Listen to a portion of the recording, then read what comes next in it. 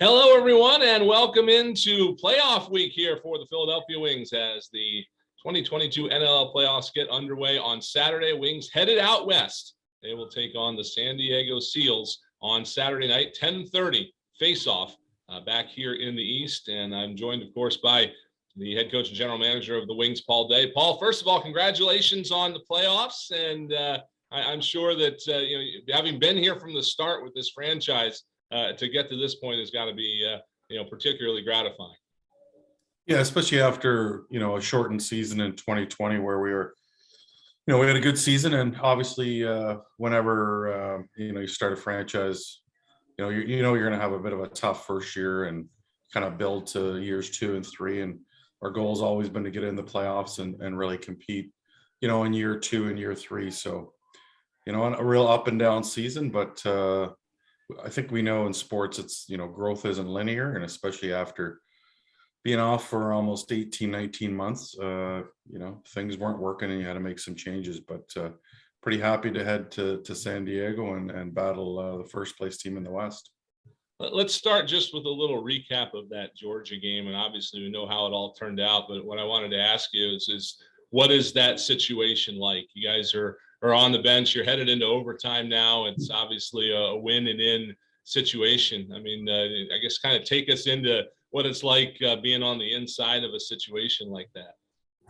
Yeah, I think our group's pretty comfortable being in overtime this year. 5 overtime games and 5 wins. So I'm not sure if that's ever been done before. I know I've been on teams with 3 or 4 overtime games, but generally I don't remember anybody winning 5 in the season. So we're pretty comfortable in that situation. And, this season we've faced a lot of adversity between travel, COVID, and injuries. And the group just no problem. Hey, we got to kill a penalty here. And Steph Charbonneau got off the bench or off the short man so fast he sprung Blazer, and Higgy saw him. And as soon as I saw Blazer go into the corner with that ball and start to come out with it, I thought he's going to the net. He's going to finish here.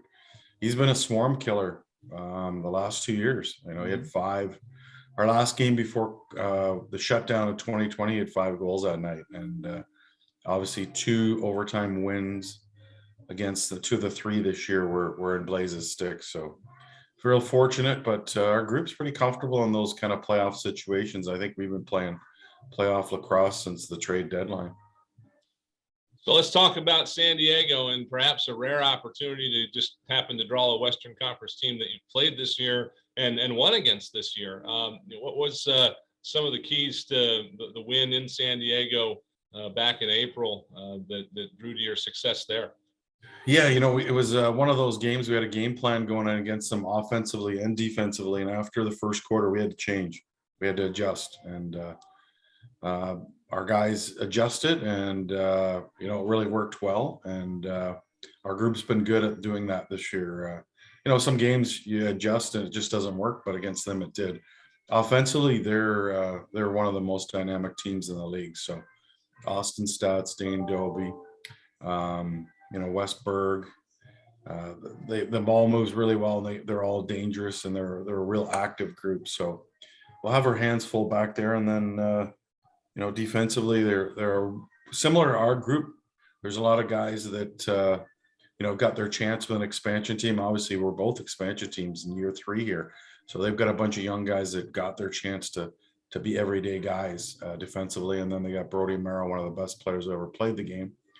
And they've got a great goaltender, Frankie in net. So it'll be another great game. I think we're kind of evenly matched teams, real similar. We play a different style of offense, and they play a little different style of defense. But it's just nice to have being familiar with them. Being there 3 weeks ago, we know the hotel, we know the practice facility, we know their arena. So that's a comfort for us as well. Yeah, I was kind of leading into my next question. Obviously, you're familiar with the team, but I guess it's got to be an advantage too that you're familiar with this trip. I mean, this isn't just a random road trip to some city. This is about as far as you can go, at least from Philadelphia. I know a lot of the guys are not coming from Philadelphia, but they're coming at least from the Eastern time zone. To have a flight that long and the time change, I mean, you've already had a chance to deal with all of those little intangibles that you have to deal with going out to a place like this.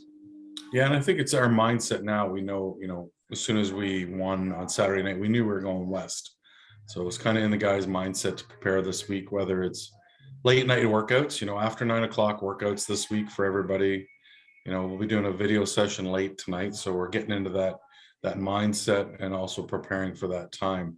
The last time we went, there wasn't as many flights available when we booked to go in early April. So obviously we booked in January. So mostly everybody had to connect. So this time for the guys flying out of Toronto and Buffalo, we've got some direct flights to get us in there nicer and early in the afternoon, have a good practice and good walkthrough, and then, be ready for game time. So, I mean, it's a pretty fantastic city to travel to any time of the year, but, in the spring, it's a beautiful place to be. So it's been a long time since the Philadelphia team has been in the playoffs. I know you've been in it, more recently in this and other leagues. What's the difference when playoff lacrosse comes around? I mean, I know we see a little bit of a sharper edge in the playoffs and in other sports. Is it pretty much the same in the lacrosse world where, everything's just a little bit more magnified? Yeah, I think the focus is definitely you're just focused on that one team you're playing. And for us, the first round it's a 1-game knockout, and then if you're fortunate to move on, and for us, our goal is to get back to Philadelphia for the second round. Then it becomes a 2 out of 3. So yeah, I think your focus is really intensified on who you're playing. And as I said, we're fortunate that a team like San Diego and Buffalo and Toronto, they knew they're in the playoffs, a month and a half, 2 months ago, where we've had to fight to get in, and we've played that playoff brand of lacrosse, which is, control what you can control and, take one moment at a time. And I know those are all cliches, but that's when you perform your best. Is, for us today, we're going to focus on a video session tonight. We're going to have our best video session. And then tomorrow, guys will be focusing on their fitness. And then Friday, we'll focus on our travel and our practice in the afternoon. So we've kind of broke it down that way, probably since February into March, when we were starting to struggle, as we started to break things down a little more and into that one thing at a time. And finally, I guess just in terms of your own personnel, I mean, again, the first playoff appearance for the modern Philadelphia Wings, but you got plenty of guys that have been here before. Kyle Matisse has a championship. You've got guys like Matt Rambo and Trevor Baptiste who have played in huge games at the collegiate level. I assume that it's easy to draw on the experience that some of the veterans have to help maybe the younger guys along. Yeah, absolutely. I mean, that's, we brought Ben McIntosh in. He's got 3 championships. We brought Kyle Matisse here because he had won a recent championship in Georgia. Ian Lord on our back end has probably got 4 or 5 championships in this league. Corey Small, and Rambo, Baptiste, Blazer, they've had, recent success in the PLL. So I think everybody kind of understands, what it takes to be successful. And it's not really Saturday night that your success comes Saturday night. It's building up to that since last Saturday. And that was our message right after the game. Hey, let's start preparing right now. How we eat tonight, how we prepare when we fly tomorrow, making sure we get the proper rest all week. So the group's really good. It's a strong group, strong leadership with, starting with Kyle Matisse and him making sure that the players are all ready to go. All right. Well, Coach, thanks for the time. Best of luck this weekend. And we look forward to a win and getting a chance to see the team back here in Philadelphia. It's plan all along. We want to be back in Philly in May.